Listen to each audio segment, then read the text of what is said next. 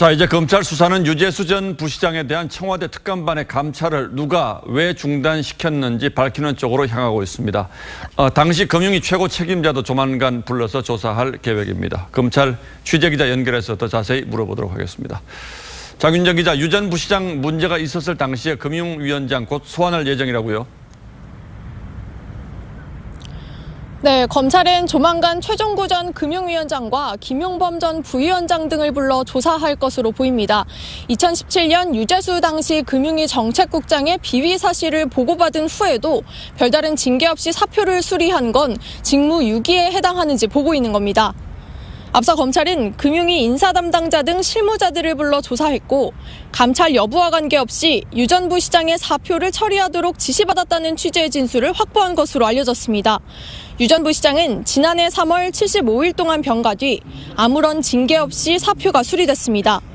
그리고는 지난해 4월 국회 정무위원회 수석 전문위원으로 선임되면서 사실상 영전했습니다.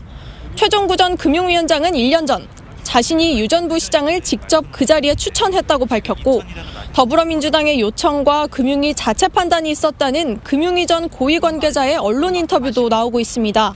결국 검찰은 최 전 금융위원장 등이 유재수 전 부시장의 비위 사실을 알고도 눈 감아줬을 가능성이 있다고 의심하는 겁니다. 자, 그런데 또 다른 의혹은 이런 결정이 과연 금융위 차원에서 이루어질 수 있었을까 하는 것이겠죠. 박형철 청와대 반부패 비서관도 이미 불러서 조사를 했다면서요? 네, 그렇습니다. 검찰은 금융위 관계자들에 대한 직무유기 혐의에 대해 수사하면서도 청와대 감찰무마 의혹의 윗선에 대한 수사도 이어가고 있습니다. 검찰은 이인걸 전 특감반장을 조사한 데 이어 상관인 박형철 반부패 비서관도 최근 불러 조사한 것으로 전해졌습니다. 청와대의 감찰 영역 최고 책임자인 당시 민정수석 조국 전 장관만 남겨두고 있는 겁니다. 그러나 유 전 부시장은 조 전 장관을 전혀 알지 못한다고 밝혔고 조 전 장관 역시 감찰 무마 의혹을 부인해왔습니다. 그래서 검찰은 다른 인사의 개입 가능성도 배제하지 않고 있습니다.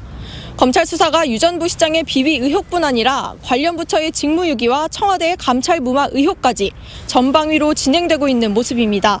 지금까지 서울 동부지검에서 전해드렸습니다.